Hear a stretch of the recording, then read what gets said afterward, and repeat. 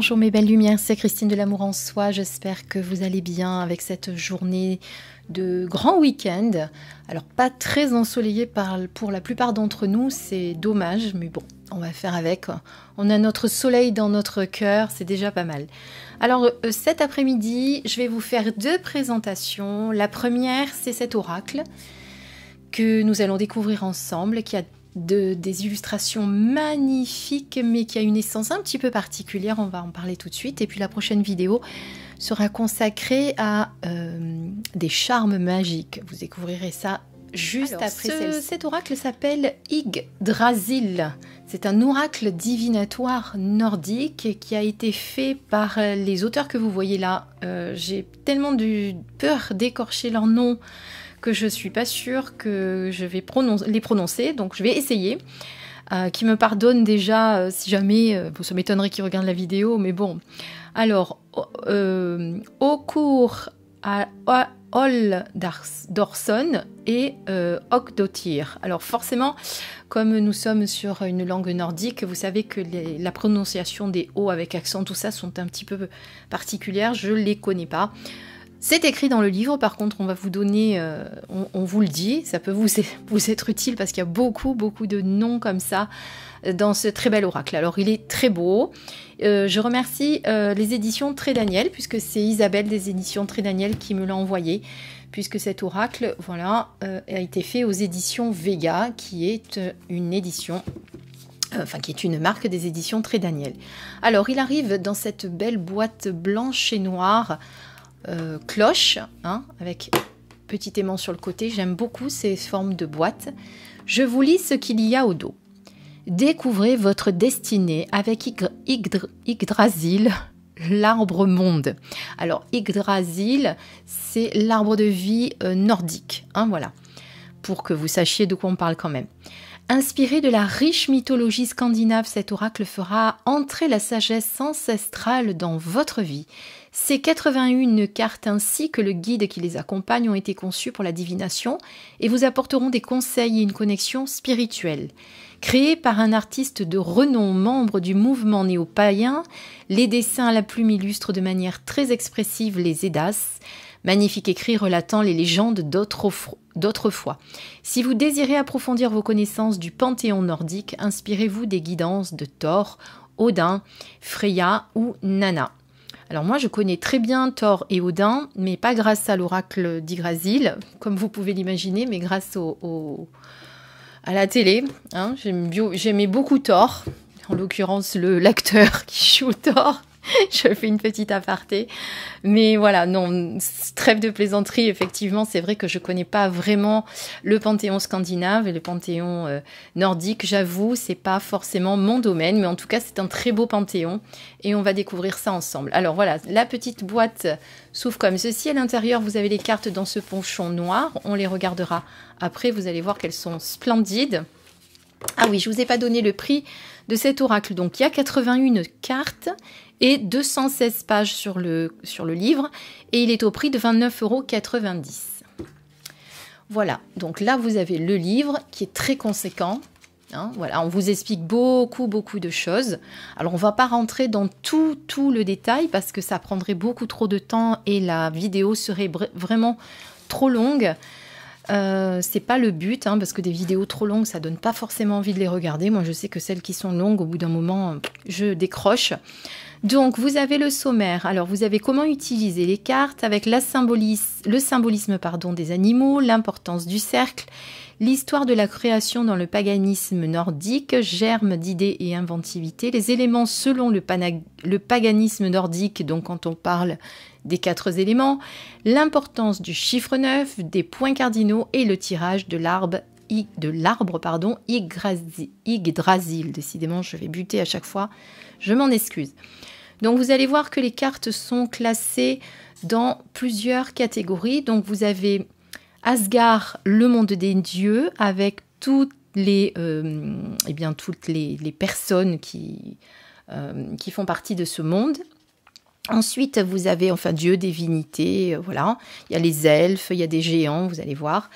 Chapitre 2, après, vous avez le monde des géants, justement. Ensuite, vous avez le monde des elfes lumineux, le monde des glaces, le monde des hommes, le monde des nains, le monde des elfes noirs, le monde du feu, le monde des morts. Et voilà, donc vous avez toutes les cartes, les 81 cartes qui sont chacune rangées dans une catégorie, chacune un monde différent. Et si je ne me trompe pas, nous avons 9 mondes, puisque ça correspond aux 9 mondes de l'arbre de vie Yggdrasil. Donc voilà la présentation des cartes, comment utiliser les cartes, le symbolisme, décidément j'ai décidé de le mettre au féminin, symbolisme, je sais pas pourquoi. Là, voilà, l'importance du 9, on en a parlé, le tirage de l'arbre d'Yggdrasil, donc là vous avez, je ne sais pas si vous le voyez vraiment en petit, eh bien chaque monde, les 9 mondes que vous devez placer comme ceci. Ensuite, eh bien, on va justement vous détailler chaque monde. Alors là, on est sur Asgard Zur, parce qu'en fait, le O avec ce petit accent, je vais vous montrer où c'est, vous voyez, on vous explique ici comment les prononcer. Donc le O avec cet accent se prononce TH, un peu comme le Z zozoté ou le TH dur anglais, ou souvent traduit par un D. Bon, enfin, on n'est pas habitué à la langue nordique, mais si ça vous plaît, que vous êtes, que c'est quelque chose qui vous plaît, vous pourriez, peut-être que vous allez nous en apprendre d'ailleurs, parce que moi je suis pas une spécialiste. Donc on va dire Asgard Zur, voilà, mais j'en prononcerai pas plus. Donc là on est sur le monde des dieux. Ensuite elle avec le monde des morts. Donc on vous explique ce que ça représente. Donc par exemple le monde des dieux, c'est les branches supérieures au nord-est et en haut au centre.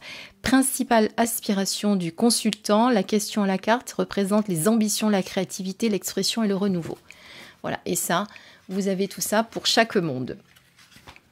Voilà, ensuite, eh bien, on passe à chaque chapitre avec chaque monde. Donc là, on a Asgard, le monde des dieux, qui vous est détaillé également. Alors là, on vous l'a mis en langue française pour que ce soit plus facilement traduit, mais là, vous l'avez en islandais. Ensuite, eh bien voilà, on commence... Non, mais normalement, ça commence pas... Voilà, ça commence par Odin. Donc, vous avez la carte, la représentation de la carte en gros plan. Vous avez le nom. Sur la carte, vous verrez, il y a déjà des mots clés qui sont également repris ici dans le texte avec le numéro de la carte. Donc là, voilà, vous avez le texte concernant Odin. Vous avez quand même pas mal de texte. Et après, on continue avec Frigg, etc. Et on reprend tout ça pour tous les mondes. Hein, voilà, je vais vous montrer par exemple. Ici, on est le monde des elfes noirs dans le chapitre 7.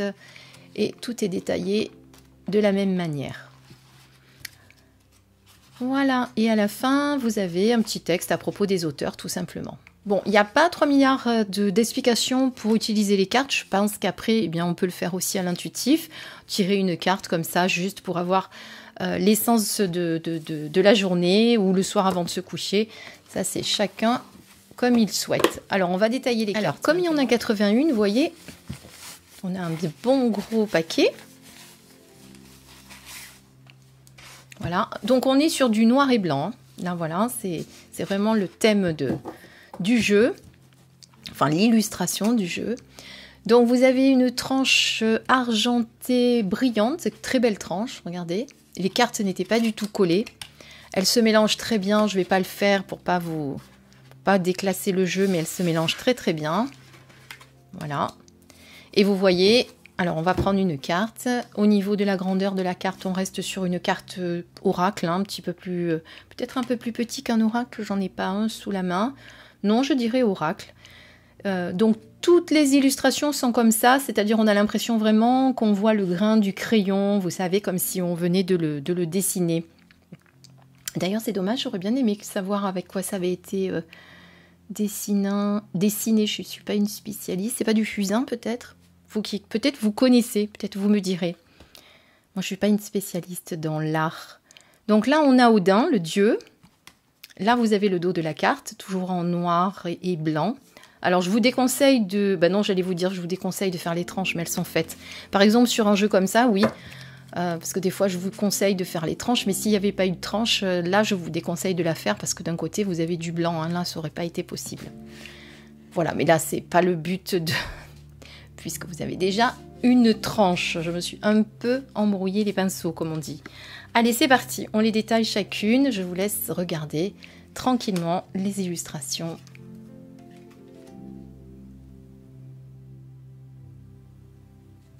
Je voulais vous mettre un peu de lumière parce que ça fait de l'ombre.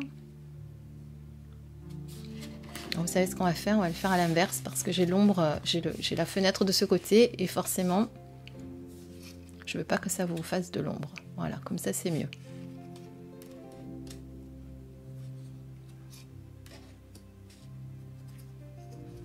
Alors par monde, on en a 11 ou 12 à peu près. Je vais vous redire ça. Par exemple, sur le monde des... Alors oui, c'est le monde des dieux. On va jusqu'à combien? Jusqu'à 9. Alors, attendez, je vais regarder dans la table des matières, ce sera mieux. Ah ben non, ben d'accord. Oui, l'importance du chiffre 9, c'est ce qu'on disait tout à l'heure. Il y a 9 mondes et dans chaque monde, il y a 9 ou dieux ou géants, etc. Il y a 9 personnages. Voilà, donc l'importance du chiffre 9. D'où ce qu'on nous disait tout à l'heure. Par contre, les cartes, elles, ne sont pas numérotées. Hein. Comme vous le voyez, il n'y a pas de numéro sur la carte. Mais elles suivent une logique, hein, c'est-à-dire que là on est passé dans le monde des géants, par exemple avec Thor. Si vous le recherchez évidemment dans le livre, Thor doit avoir le numéro 10, si je ne me trompe pas. Je vais vous le confirmer tout de suite. Ou est-ce qu'on repart à 1? Ah non, on repart à 1 à chaque fois. Donc il faudra regarder dans la table des matières. Je pensais qu'il y avait un suivi de numéros.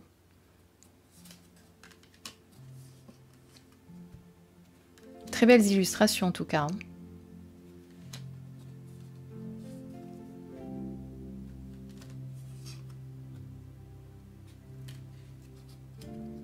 Donc je vous laisse en apprécier. Comme je vous mettrai la petite musique de fond, si je parle pas, c'est pas gênant.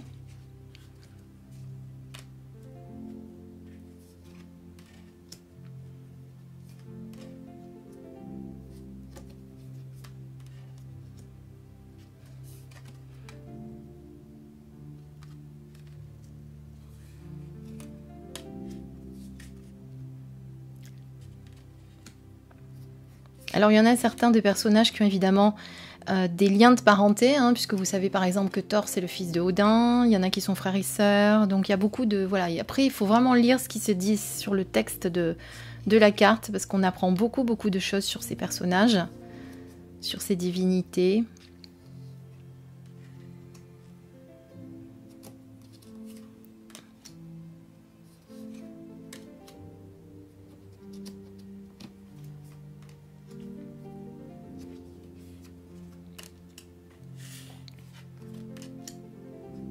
Alors moi je les connais vraiment pas tous, comme je vous dis, je suis pas une grande spécialiste du panthéon nordique. Si vous êtes proche de ce panthéon, eh bien vous allez vous régaler avec cet oracle.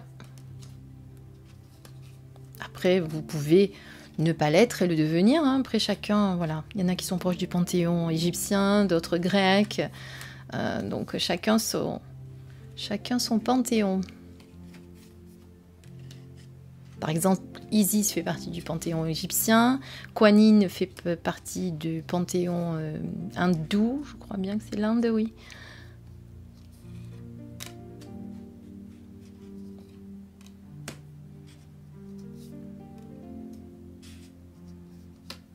Vous avez le panthéon grec aussi. D'ailleurs, dans le panthéon, enfin dans la divination nordique également, vous avez les runes, hein, qui sont d'origine nordique. Les runes, j'aime beaucoup, par exemple, vous voyez. Pourtant, je ne suis pas très calée en légende nordique.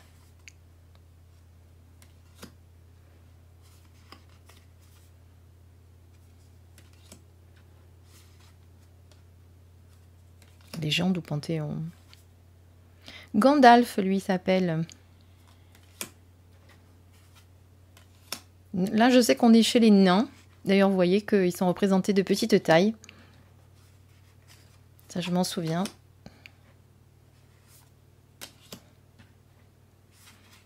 Alors, ils auraient peut-être dû, à mon avis, hein, ça c'est mon avis perso, mettre quand même le numéro de la carte.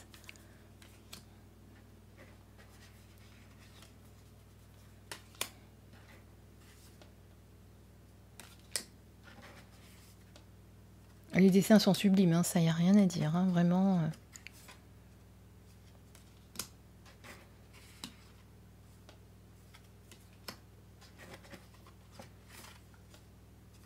On se fera un petit tirage à la fin. Elle est magnifique. Pour voir un petit peu comment vous parle cet oracle divinatoire, du coup, hein, puisque l'auteur l'a dit. C'est un peu étrange. Ganglati et Ganglo, juste avant.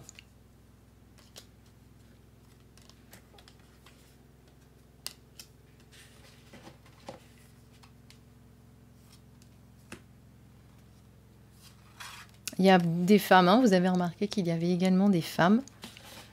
Évidemment, pas que des hommes. Il y a beaucoup d'hommes, c'est vrai, mais il y a pas mal de femmes aussi. Voilà, donc ce que je vais faire, je vais mélanger, on va tirer une carte et puis on va lire le texte qu'il y a dans le livret. Comme ça vous donnera un petit aperçu de cet oracle. Voilà, ça y est, je les ai mélangés et au moment où j'ai mélangé, il y en a une qui a sauté. Donc j'ai dit, c'est parfait, celle-ci sera notre message du jour. On découvre tout de suite la carte.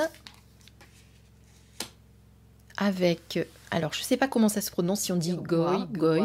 Transformation, on a mon mot-clé. Donc ça, c'est déjà magnifique. Donc pour se repérer ici, on va regarder dans quel monde se trouve cette magnifique femme, d'ailleurs. Donc dans le livret, je vous ai montré tout à l'heure que vous aviez tous les signes pour le retrouver. Donc celle-ci, eh bien c'est le monde des elfes noirs. Voilà. Donc c'est le chapitre 4, donc vous voyez c'est pas très compliqué pour trouver. Donc après si on sait que c'est le chapitre 4, eh bien on va dans le chapitre 4 et donc... Qu'est-ce que j'ai dit? J'ai dit 4. Oui, le monde des elfes noirs. Pourquoi je ne trouve pas? Non, c'est chapitre... Ah non, pardon, excusez-moi, c'est pas les chapitres, là, c'est moi qui me dis. L'ordre de placement, vous avez l'ordre de placement. Donc, c'est le monde des elfes noirs. Et après, on va voir dans le sommaire à quel chapitre on est les elfes noirs. Donc, c'est le chapitre 7 et on a Goi.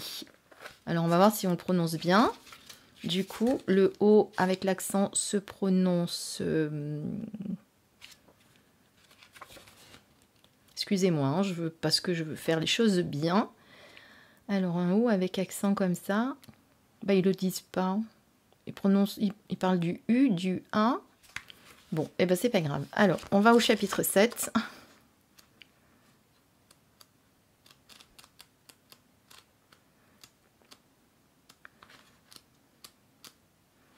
Voilà. Alors, j'ai pas regardé le numéro de la carte, c'est pas grave, je vais regarder comme ça. On va feuilleter. La voici. Donc, on est sur transformation. Alors, on va dire que c'est Goi. Goi est une géante de givre liée au mois d'hiver de Goa, de la mi-février à la mi-mars, selon l'ancien calendrier. Elle incarne le long test d'endurance de l'hiver, annonçant une période transformatrice et indique qu'il est nécessaire de s'y préparer. Son pouvoir transformateur ne doit pas être sous-estimé. Elle transforme les plantes avec le givre, créant ainsi avec les fleurs naturelles des motifs éphémères dont la beauté s'étiole et disparaît aux moindres effleurements et qui n'apparaissent que quand la température tombe en dessous de 0. Le sol étant encore assez chaud pour préserver leur système racinaire. L'élément de Goi oscille entre l'eau et la glace. Sur sa carte, elle se prélasse dans les eaux bordées de fleurs. Sa présence dans le tirage rappelle au consultant l'importance de faire une pause dans son travail, de se préparer peut-être à des épreuves et de développer son endurance. Elle évoque la fragilité, mais aussi le fait que cela puisse être une force, car Goï est également invoqué pour toute transformation, dans l'art, le travail, les situations dans la vie ou même les relations.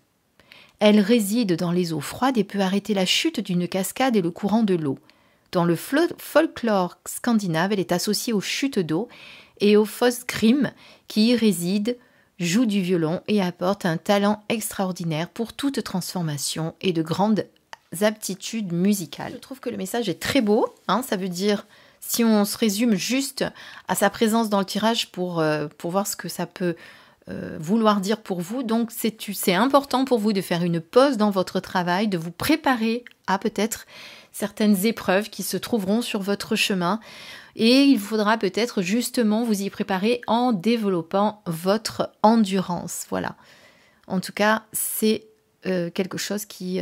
moi, je trouve que le message est très beau. Elle évoque la fragilité, mais aussi le fait que cela peut être une force.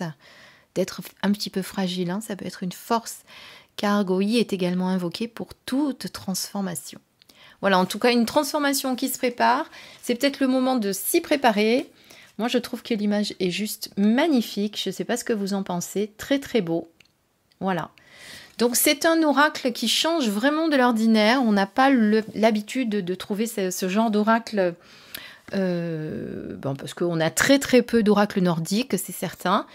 On a parfois un petit peu Gulliver l'aventurière qui aime bien tout ce qui est nordique. Si vous connaissez cet auteur qui a déjà créé pas mal d'oracles, elle aime bien tout ce monde de runes, de nordique. Donc elle pourrait nous en parler vraiment parce qu'elle est vraiment très proche de cette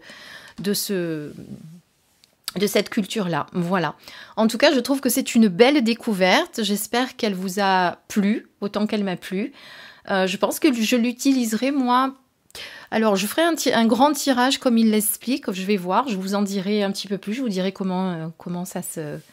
Quels sont les messages que je reçois, si c'est vraiment bien de faire un grand tirage. Mais regardez, en tirant une carte comme ça le matin ou le soir avant de vous coucher, ça peut être pas mal aussi. Voilà. J'espère que cette vidéo vous a plu. Je vous embrasse très, très, très, très fort et je vous dis à très vite pour une deuxième vidéo. À bientôt.